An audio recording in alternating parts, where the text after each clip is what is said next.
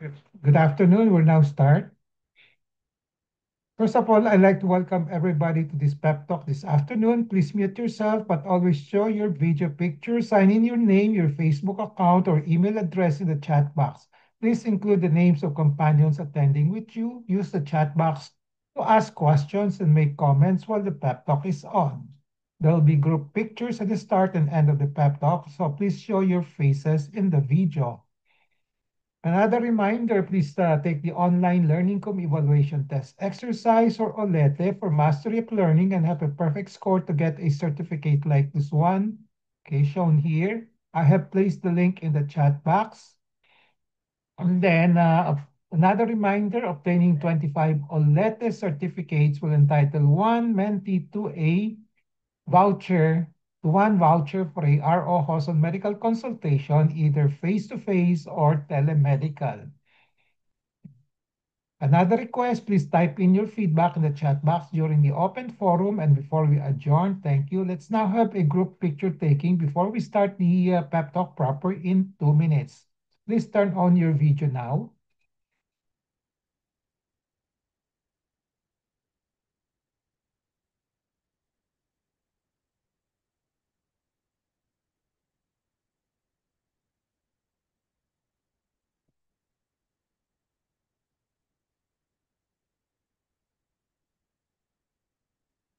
Okay.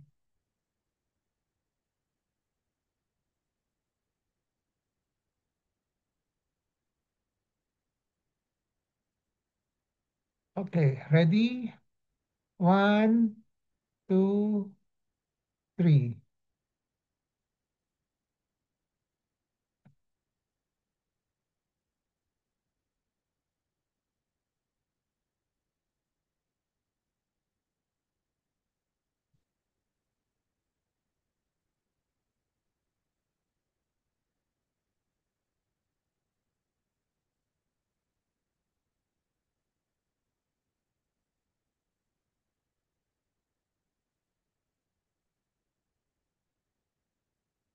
I have a patient empowerment program in which I like to empower the lay people or patients to take control in the management of their health. I started the pep talk on May 15, 2021 during the COVID-19 pandemic. There are 3 courses in the pep talk. I completed the core course on October 9, 2021. And then from October 23, 2021 onwards, I've been tackling health disorder and health issue courses. This is actually our 203 pep talk. Okay. May 17, 2025 marks the start of year number 5 for the RO Hoson pep talk. How long the pep talk will last will depend on the enthusiasm, discipline, and perseverance of everybody, you and me. My pep talk today is entitled Importance of Follow-ups After Medical Consult and Treatment. The empowerment objective is for the lay people to have an essential knowledge on the importance of follow-ups during or after medical consult or treatment and treatment as part of their health management.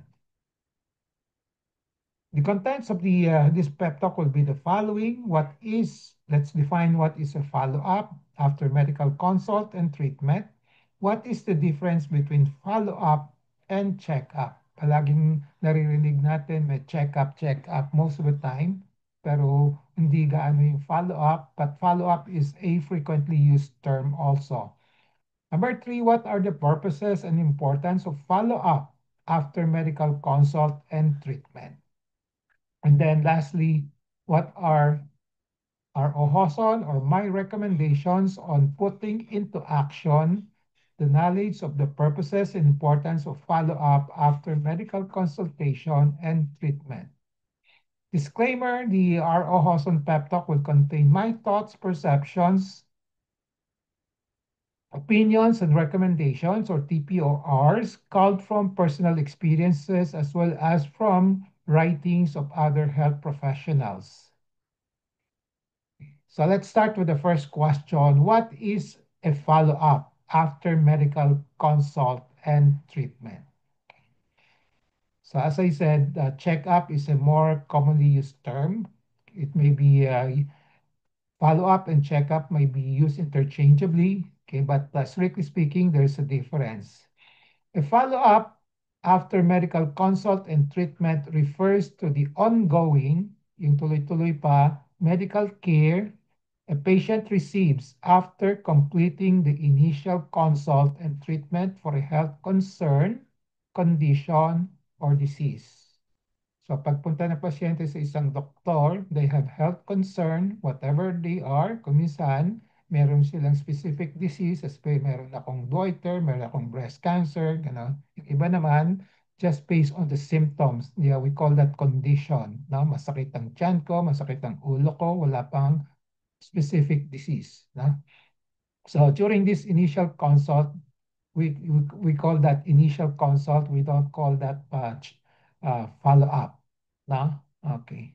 So the uh, the reason for the consult might be a checkup or a uh, purpose to for them to have the doctors diagnose, okay, and manage the disease. No? Okay. So a follow-up means after the initial consult. No? Palaging pag sinabing follow-up, after. So there must be an initial or first consultation. So what is the difference between follow-up and check-up? Check-up is a visit to a physician who will perform a medical examination which consists of interview and physical examination initially.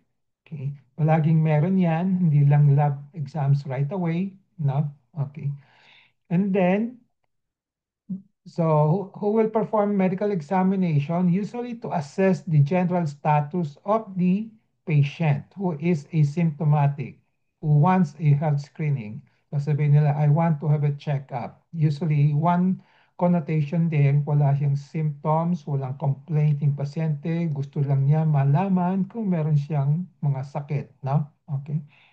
And then the other purpose is that when you use checkup, it's used to mean to be monitored for possible recurrence of a previously resolved medical condition or the disease, or for surveillance. Example, baka meron siyang dating cancer, nawala na, so magpapa-check up siya, no? Magpapa-check up siya kasi wala siyang nararamdaman just for monitoring. Ngayon, kung meron siyang cancer, meron pa siyang nararamdaman, ang follow-up ang tawag noon. Follow-up, no? So, So the first visit to a physician may be a check-up reason. Okay.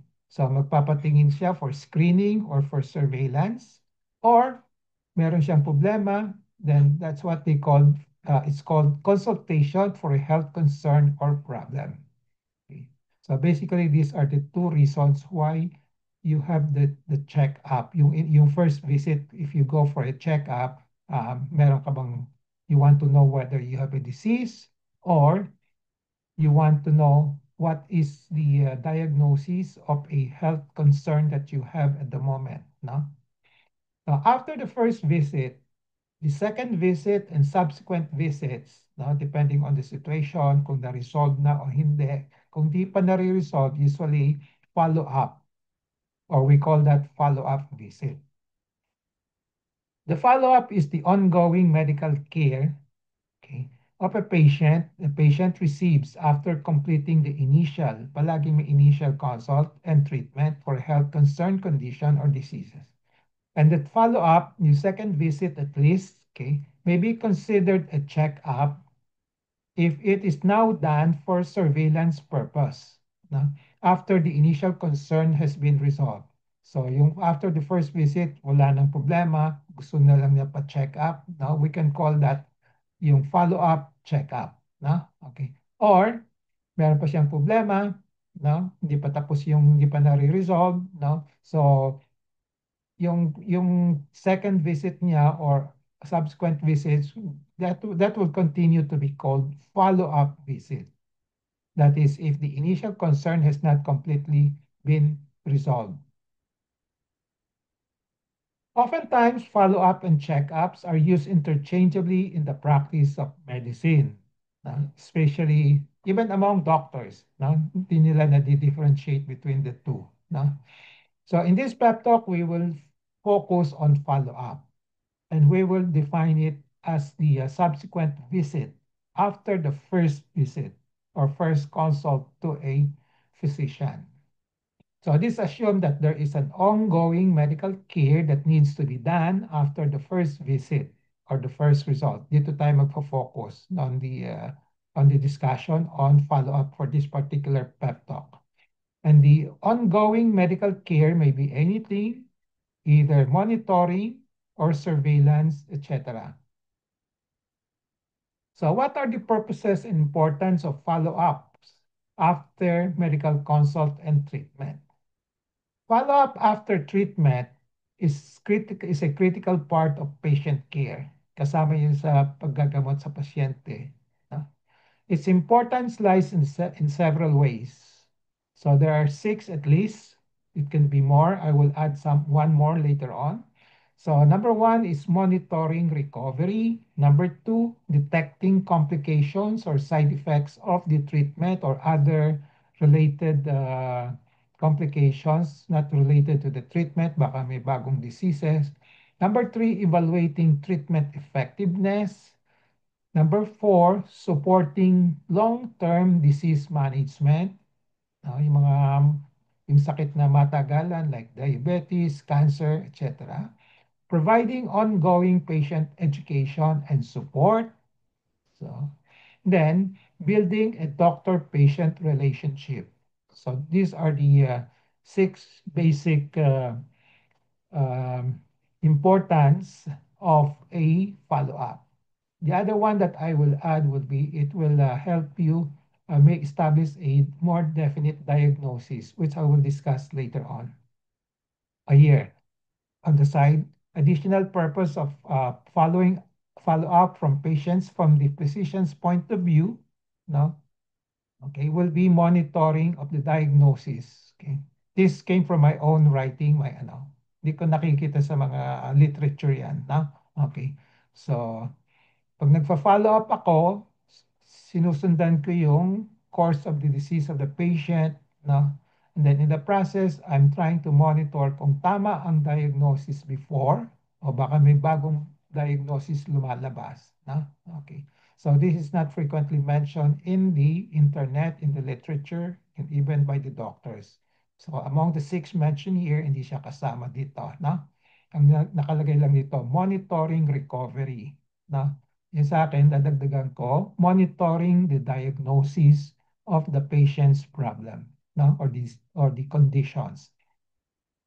So let's expound a little further on the first one, monitoring recovery. Okay. So this is to along the line of ensuring healing, monitor my recovery just to make sure that the patient is healing properly. So follow-ups helps assess whether the patient is recovering as expected after surgery or medical treatment. Okay. Titingnan ko talagang gumagaling. And then, itatrack yung symptoms resolution. So ongoing symptoms can be evaluated to determine if additional care is needed. Okay. Sabihin natin, inuubo yung pasyente initially, tapos ginagamot, no? Let's say COVID, ganon. Then after follow-up, kung nawawala o hindi. No? Okay. Number two importance will be detecting complications early. So the side effects of the medications, infections, and surgical complications can be caught early if that's be the case. Okay, so the follow-up tries to identify the adverse effects, no, of the disease, of the treatment, no? And then worsening conditions that can worsen the situations so that there will be a timely intervention which can can prevent minor issues from becoming a serious issue. Okay, so para maagapan, yung tinatawag na maagapan kung may nakitang problema, ano na, ma-control and then to make sure that it's not proceed to a worsened stage. Evaluating treatment effectiveness. So determine if the treatment is achieving its intended goal. Okay, kung nakukuha yung objective ng treatment, so assess the outcome. Then also, you can adjust the treatment plans. Kung yung initial plan is ineffective, then follow-up allows for timely adjustment. No? Okay. Aayusin lang konti or baka major kung depende kung baka iba yung diagnosis lumabas. No? Number four, supporting long-term disease management, such as in chronic conditions like diabetes, hypertension, cancer, which requires continuous management and monitoring. Okay. Usually lifetime ito diabetes, hypertension, and cancer, usually lifetime checkup yan no? Follow-up, no? Okay. So yung follow-up, pag may diabetes, may hypertension, may cancer, usually at least may follow-up. Yung follow-up can either be a follow-up or a check-up. Kung na-control na yung diabetes, baka check-up na lang. Kung hindi pa, itutuloy pa rin ang follow-up no, para hanggang makontrol yung diabetes. No? So another importance of this in terms of long-term disease management is to prevent a recurrence. No? Okay. So in cases like cancer and infection, follow-up helps detect and manage any recurrence. So kung cancer, pwede mag-recur, yeah, it's a check-up if a follow-up, no? Kung may magre-recur o hindi. Kung may mag-recur, para maayos, no? Providing ongoing patient education and support. So if you meet the doctor at least twice, yung first one meron ng patient education, pero majority of doctors do not provide that, no? Pero yung at least kung may subsequent, second, third, or fourth visits, meron talagang continuing patient education and support. So yung follow-up, yung second visit or third visit, it can reinforce the instructions given by the doctor. They can review and reinforce the medication that are being used, then how to take care of the wound, kung may adjustment, kung papalitan, no? And then lifestyle modifications and preventive measures. Then while doing these visits, no, follow-up, we can address the concerns of the patients. Yung mga pasyente, kadalasan may mga tanong, no? Dapat meron kasi medicine is so broad, maraming, kahit even doctors do not know everything because we don't know a lot of everything about diseases, may mga questions lumalabas. So a patient can ask questions and then clarify doubts during follow-up visits. So the follow-up visits can give the patients the opportunity to ask more questions hanggang ma-educated sila at matulungan sila sa pag-alaga ng sariling katawan. No? Building doctor-patient relationship.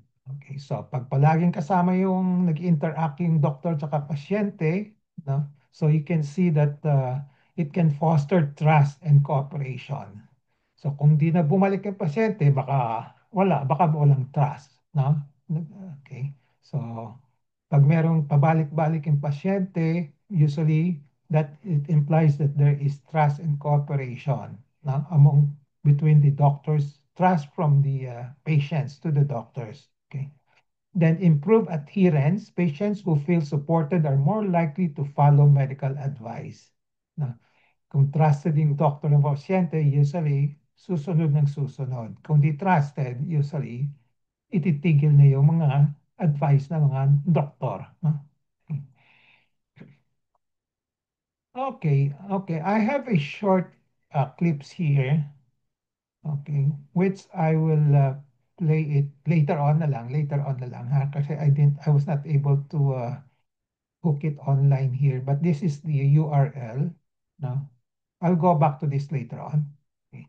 So, what are the R.O. Hawson's recommendations on putting into action the knowledge, purposes, and importance of follow-ups after medical consult and treatment?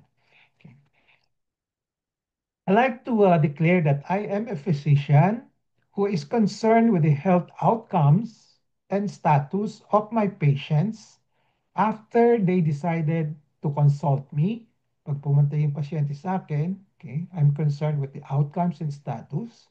And after I advise them what to do, after I prescribe medications, if indicated, and after I operated on them, if needed, if indicated also.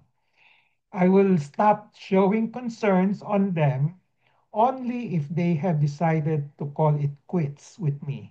Kung sinabi nila, ayoko na sa iyo, okay lang sa akin. So that's the time that I stop showing concerns. But if they keep on trusting me, cooperating with me, I will continue to look after the concerns of the patients and also at the health outcomes and the status. If I follow up until everything is clear, until ayaw na sa akin ng pasyente. Okay? Ideally, I should have a schedule of follow-ups for my patients with specific dates and times, but it is impractical as the intervals can be as long as 1 year after. No? Usually pwedeng 6 months, 2 months, 1 month, no? Maraming variations, no? At maraming pasyente also. Okay? Ideally, I should have a reminder for my patients on follow-up schedule. Again, it is impractical as there are too many of them, and most of the time, the patients cannot commit to a schedule. Kahit nasabihin mo, after 1 month, balik kayo, hindi man nila kumisa masusunod because of conflict of schedule, a lot of reasons, baka baha, o kaya ano, no? Bad weather. Okay. So in the end, I leave it up to the patients to remember and remind themselves of their need to follow up and when. I leave it up to them to decide whether they will still return for follow-up. I give them the freedom of choice. Okay. So, but I'm concerned with their health outcomes. I want to have a follow-up. No, ideally, I should remind them, pero there's a way of telling them the importance of follow-up, and then I leave it up to them whether they will comply or not. Okay. So I make sure that in the medical records that I gave them, I usually give all patients a copy of my medical records. No? There is a noted timeline for follow-ups. No? Sasabihin ko, back 1 week, back 2 weeks, back 1 month, back 3 months, back 6 months, back 12 months for follow-up or for check-up or for follow-up only. Ganon, something like that. So I think this is the best that I can do and then leave it up to the patient to comply or not. Na? Hindi ko kayang i-force yung pasyente to come back exactly after 1 week, 2 weeks. No? I just put on the records that I have advised them to come back at this time. After that, I leave it up to them. No? Okay. The other thing that I should be doing as part of my reinforcement is to remind them of the importance of follow-up after the initial medical consultation and treatment. Orally at least, during the consult, sinasabi ko, magpa-check up po kayo, ha, importante yon, no? And then, I usually reinforce with the write-up and patient education in my blogs and social media. This is what have been doing, no? And then, in fact, ito yung an illustration is this particular pep talk. Okay, nire-reinforce ko yung importance of follow-ups among my patients. No? Okay. So I like to enjoin every patient to understand the importance of follow-up after medical consult and treatment. I like to enjoin also every patient to have a follow-up with their physicians as indicated and as needed. Okay. So, importante may follow-up, pero yung anong reasons as indicated, kung kailan as needed. Okay? However, every patient has the right to stop being followed up by a physician if he or she does not want to anymore, or if she calls it quit with the previous physician, or he can have another physician. Basta importante may follow-up.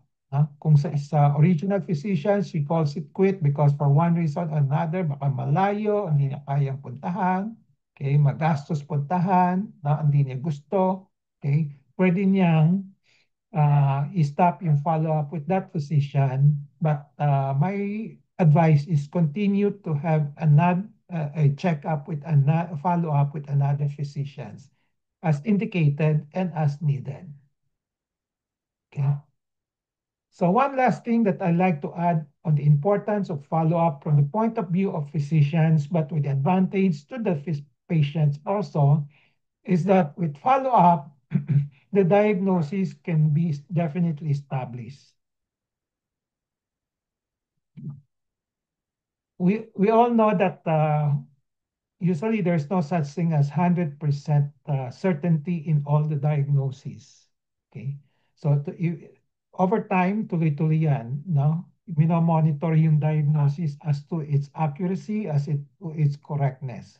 So the initial diagnosis, let's say the first consult, no, maybe certain, but as I said, no such thing as 100 certainty. Baka magkamali rin. 90, well, at least 99%, may 1% uncertain. Or at times, the diagnosis may be uncertain, let's say only 60%, 50%, no? Okay. Or it may be wrong, no? Kung minsan nagkakamali rin yung mga because of the clinical presentations and also based on the good judgment of the doctor, nagkakamali rin, no? But with follow-up and with further observation and monitoring, the diagnosis can either be firm up, no? If a firm up means validated na isus continuing to tama kasi tama to say that tama pala ito, sige, tama over time, no? Or it can be changed na kung nakita ng doktor na may pagbabago sa symptoms, no? Baka the diagnosis has to be changed. So during follow-up, it's either the diagnosis, it's firm up, okay, supported and validated, parang stay put to that diagnosis, or it can be changed. Then in case of wrong initial or misdiagnosis at times, this can be corrected as soon as possible with follow-ups. Okay? Kasi kung walang follow-ups, kung may wrong diagnosis, hindi malalaman ng doktor. No? Okay. So, summary takeaway, I have discussed all these items here. What is a follow-up after medical consult and treatment? What is the difference between follow-up and check-up? What are the purposes and importance of follow-up after medical consult and treatment? And what are the R.O. Hawson recommendations on putting into action knowledge of purposes and importance of follow-up after medical consult and treatment? Takeaway in relation to patient empowerment, be always in touch with the reliable medical information on the importance of follow-ups after medical consult and treatment. Knowledge is power, it gives power. Use the 4Ks of patient empowerment, kaalaman, kakayanan, karapatan, and kapangyarihan to gain greater control over decisions and make better decisions on the follow-ups after medical consult and treatment as part of your health management. So with that, I end my pep talk today. I hope I have empowered you to have an essential understanding and knowledge on the importance of follow-ups after medical consult and treatment as part of your health management. Before we go to the QA, reminder after the pep talk, please take the OLETE for Mastery of Learning and have a perfect score to get a certificate like this. I placed the link in the chat box. Okay. And then another reminder, obtaining 25 OLETE certificates will entitle one mentee to a voucher for R.O. Hawson medical consultation, either face-to-face or telemedical. Then another request, please type in your feedback in the chat box during the open forum and before we adjourn. Thank you. Let's now have a group picture taking before we start with the QA and interactions. Let's turn on your video now and show your faces. Now, later on, I will try to click on the rears, the other video, which I will try to retrieve. No? Okay. Let's now have a group picture taking.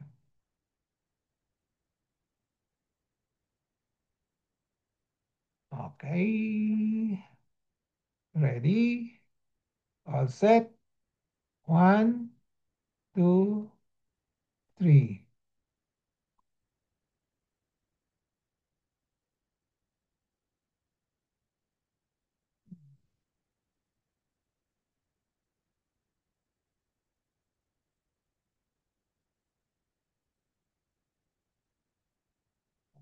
I will try to wait.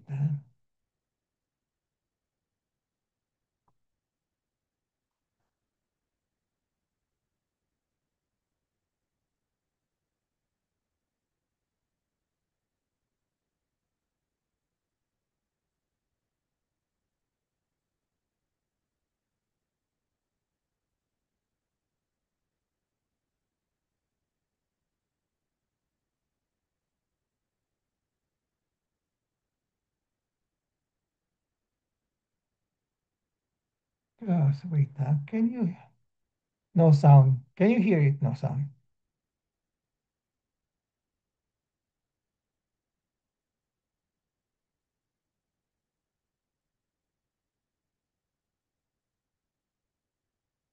How do you get the sound?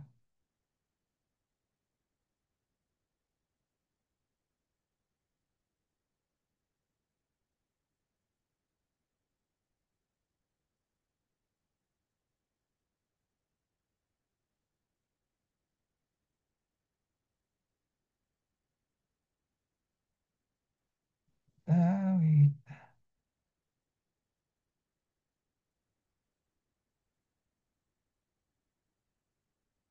Stop share.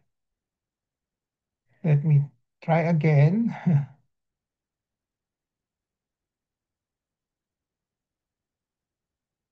Google.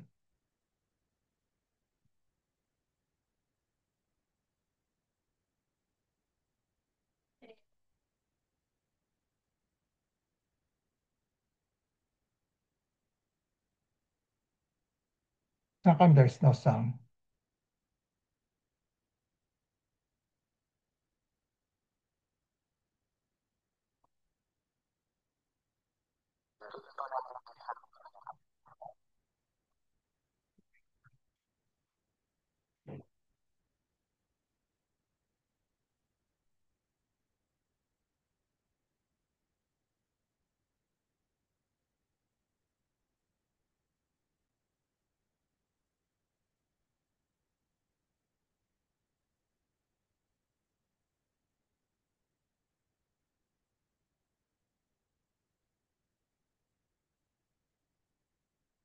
Can you see it?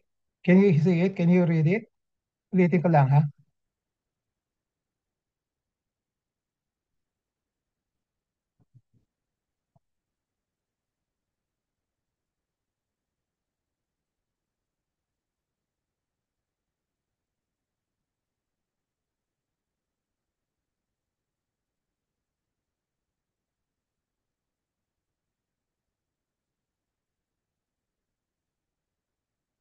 Naririnig niyo?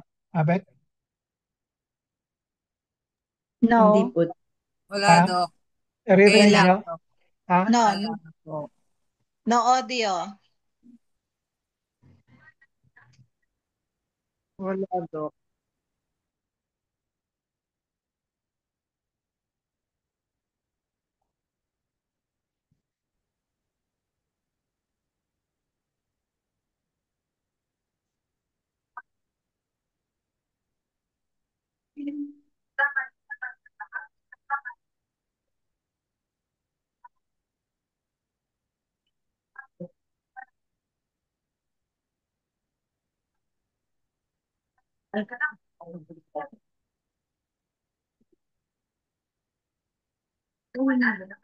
Okay, tapos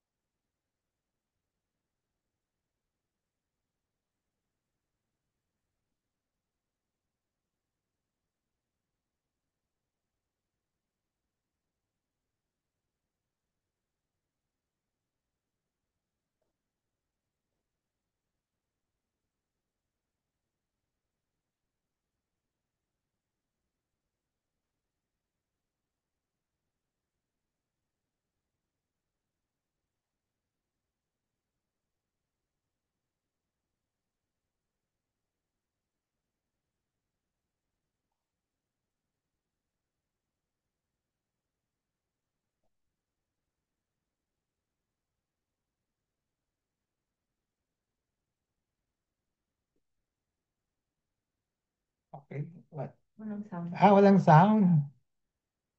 How do you get the sound? Listen to the audio. Ah,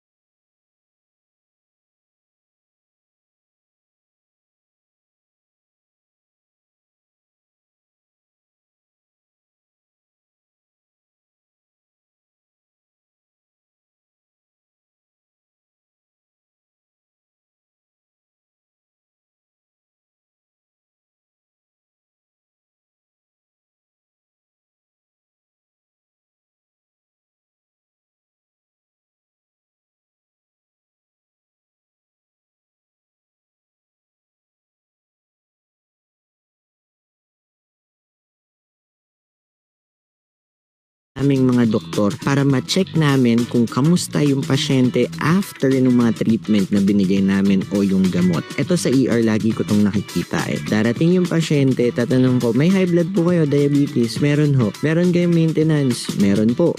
Okay, di ba? Kaso, pag check namin ng vital signs, sobrang taas ng BP. Nasa 200, ganyan-ganyan. Tapos sabi ko, iniinom nyo naman tong maintenance nyo. Opo, iniinom ko po. Sabi ko, nainom naman ng maintenance. Tapos pagtingin ko ng dose, yun yung pinakamababang dose ng maintenance na gamot na yun. Ma'am, sir, kailan niyo pa po ito iniinom? Matagal na. Matagal na ho. May 5 taon ko na iniinom bago pa nag-pandemic. Tapos tatanungin ko, simula ho ba nung nabigay ito sa inyo, nag-follow up na kayo? Ay, hindi na ho. Binigyan na ako ng gamot eh. Napapakamot na lang ako ng ulo. Ibig sabihin, hindi na nag-adjust yung gamot niya dun sa sakit niya. Also, eto pa, kapag ka kami, lalo na yung mga diabetes, high blood, ganyan, kapag ka binibigyan namin yan ng gamot sa unang beses, hindi naman namin ibibigay sa inyo yung full dose, todo agad. Hindi namin ito todo yan agad, mamaya bigla namang bumagsak.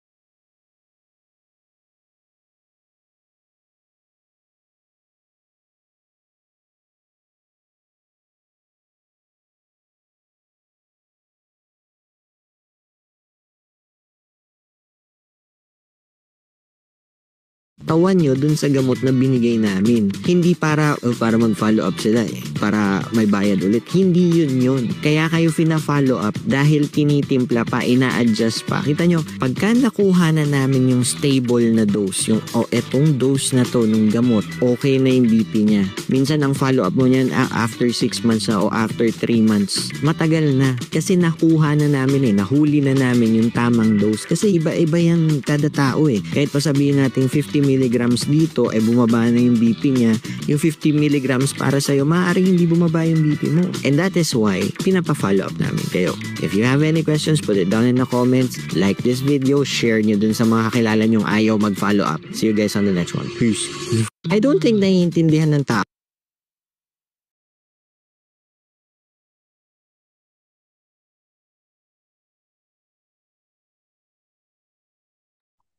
narinig niyo? Okay. Yes, Doc. Sorry hirap pala bagong technology ito. Rears, rears, rears. Okay. At least natututo ako ng konti. Okay, so the floor is now open for questions, comments, suggestions, okay, or sharing of experiences. No? Okay. Anybody who wants to ask questions, comments? So alam na ninyo yung difference between follow-up and check-up. Follow-up is usually merong initial visit. Ang requirement doon, initial visit, especially to the same doctor, no? Okay. Or kung minsan pwede ding different doctors nagpa-follow up kayo to another doctor, but usually dapat usually same yung follow up noon refers to the same doctor in which you did the first checkup. First first visit, no? Okay. Pag pumunta kayo sa ibang doktor, probably ang unang visit niyo sa ibang doktor, second doctor, will just be it's either a check-up or a, uh, a visit to solve your problem. Hindi pa follow-up yon, no? And then, after the second visit to your second doctor, you can now call it a follow-up. Follow-up, no? Kung pinapabalik kayo at kung bumalik kayo sa kanya, no? Okay, follow-up na yon. Okay? So, importante yung follow-up. As I said, yung dinagdag ko, yung diagnosis. No? Importante sa akin yon kasi habang nagpa-follow up ako, I want to make sure palaging tama ang diagnosis ko, hindi nagbabago. No? Okay. Sa medicine kasi kumisan nagbabago. Kumisan nagkakamali rin ng mga doktor, nagkakamali ng mga, parang yung mga ultrasound, nagkakamali rin, di ba? Okay, kaya may follow up, follow up, follow up. No? Ganon. Okay. So, any questions?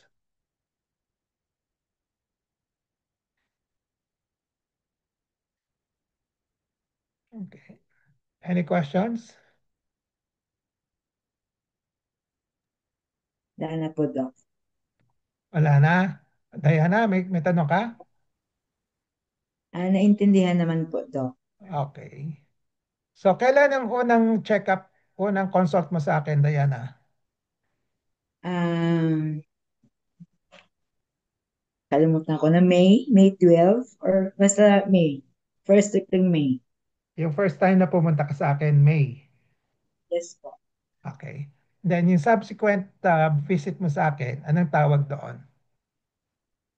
Follow-up check-up na po. Follow up. Follow up muna. Kasi, Hindi po, initial check-up nag, muna yung una po. Oh, follow up muna kasi nag-biopsy tayo. Di ba? yes po. Nag-biopsy tayo, then we have to know the results. So, another visit will be the follow-up. Follow-up muna. No? Okay. And then, nung naoperahan na kita, at this stage, if you visit me, anong tawag ngayon doon? Follow-up or follow-up check-up? Follow-up pa din po, Doc.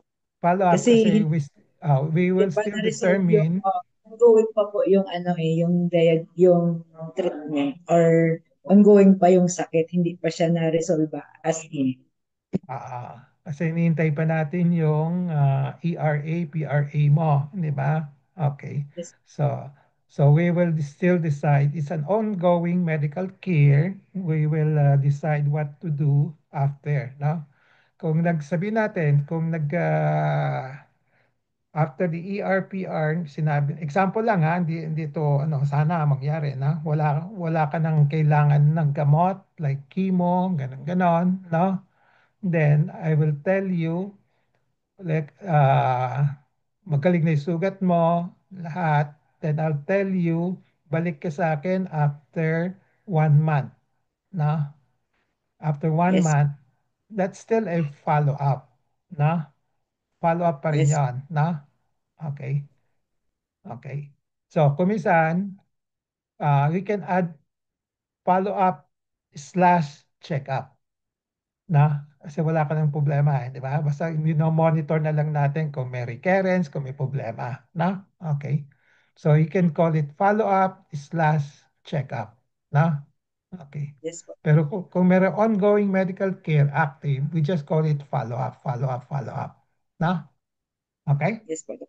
Dok, tanong ko lang po, sa Oo. Tuesday po ba ay meron kayong consultation face-to-face sa Maddox? This week? This coming Tuesday po. Meron. Tuesday meron. So I will go Meron. there at Maddox kasi kuha ako ng result ko po sa sa PGH. Yeah. I will take it I-reserve there. kita ng slot. Medyo puno na, pero i-reserve kita ng slot. Okay. Kahit po dok sa panghuli na lang kasi ayun nga sabi ko marami akong kuhanin na documents para isang lakad ko na lang po dok kasi medyo malayo eh. Okay. Yung huli, baka wag na maabutin alas 5. Hindi naman po. Kahiya naman po, Dok. Kasi po, Dok, Okay. till 1 p.m. po daw yung sa documentation. Yung sa mga like medical docs doon. So, I need to go early para makapunta ako, makuha ko yung lahat ng documents ko sa PGs. Then I will follow you in the Maddox po for check-up. For Okay. follow-up. Okay. Sige, follow up. Okay, that's another reason why you follow up with your doctors. You need an extra reason ito. You need all your documentation. Di ba? Okay. Tama? Tama That's po. another reason why you have to follow up with your doctor. No, that's additional reason. No, kailangan nyo yung mga documents for your SSS, GSIS, no, gano'n, no. Okay, medical certifications, no. Okay. At the same time, habang ginagawa yung certificate, na-educating kayo what you have, no?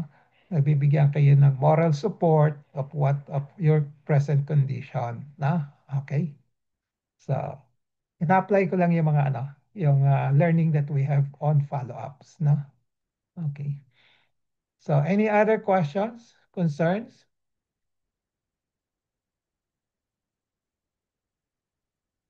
Sinong lahat naman kayo nagpa-follow up rin sa akin, di ba? So, lifetime follow-up for those who have cancer, lifetime ang follow-up, na? Okay. And then, kung wala namang recurrence like Iseni, no? So, ang tawag doon, follow-up, check-up. Na? Okay. Kung merong mga recurrence na, okay, mukhang wala naman sa inyo, no? Okay, kung may recurrence, may problema, we call that follow-up, follow-up, ang tawag doon, follow-up pa rin, di ba? Follow-up, no? Okay, kasi may sakit pa, no? May recurrence, no? Ipa-follow up natin until ma-resolve yung problema, no? Okay. Okay. Okay. Any more concern, questions? Malinaw ba yung follow-up? Okay.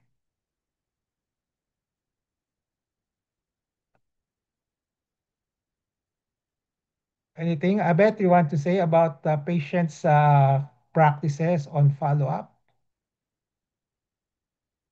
As a secretary, nagpa-follow up, mahirap i-follow up sila, no? Yes. Pero most of our patients naman are doing follow-up check-up with us. Follow-up or follow-up check-up. So most especially those cancer patients and those patients who are regularly monitoring their illnesses, whether have cancers or without cancer. So as far as I'm concerned, the years that I've been your secretary, halos lahat naman ng pasyente namin keeps on coming back for follow. Hindi lahat. Iba But most nawawala. of them, yeah, but most of them, yung mga very active pa rin. Yung mga hindi naman na active, normally yung mga cysts or mga other diseases, but those with cancer afflictions, nagpa-follow up naman sila for check-up, for Okay. monitoring. Okay. So, ganun yun, no? In my practice, number one, as I said, gusto kong i-follow up kayo on my part, on my perspective. Gusto ko kayong i-follow up para alam ko kung anong nangyayari sa inyo and then matulungan ho kayo, no?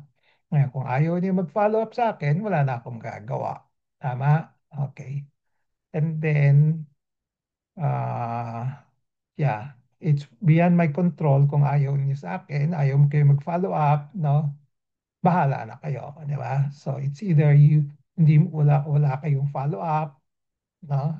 Ayaw niya, ayaw niya, ayaw na niyo pumunta sa doktor o pumunta kayo sa ibang doktor, okay lang sa akin, no? Okay. So basta importante sa akin, kung ayaw niyo sa akin, hindi na kayo bumabalik sa akin for one reason or another, malayo, no? Ganon, no? Then go to another doctor. Okay lang sa akin. No? Okay. So I just want to emphasize the importance of follow-up. No? Okay? So if there are no more questions, wala na? Last call? Ray, Benjamin, last statement from you. Ray Benjamin is back in Hello. the Philippines. Yeah, I think yung follow-up, check-up. Yan, importante diyan yung patient, yung rapport sa patient, yung relationship ng doctor and patient because kung yun di nagkakasundo yung patient and yung doctor, syempre baka hindi na mag-follow up doon. Pero kung trusted naman ng patient yung doctor, tuloy-tuloy lang yung follow-up sa kanya. So it's really the relationship of the patient doctor and the rapport and the relationship you build with your patients, the doctor and the patients po. Okay. Sige. So, thank you, Ray. No? So, kung wala nang tanong, we'll call it today. We'll see each other next week. So, handa ako another topic. Meron kayong topic na gustong i-lecture ko next week? Merong specific topic? Wala. Bahala na ako. Okay. Kung wala na, we'll call it a day. We'll see each other next week. Thank you for attending this Zoom 40 minutes in the talk. traffic. It's a very productive Yes, use of Thank time. you. Thank you po, thank you Dr. po. Ray. Bye-bye. Have a Thank nice you. weekend. Bye. Right? Kay Ren. Okay. Po.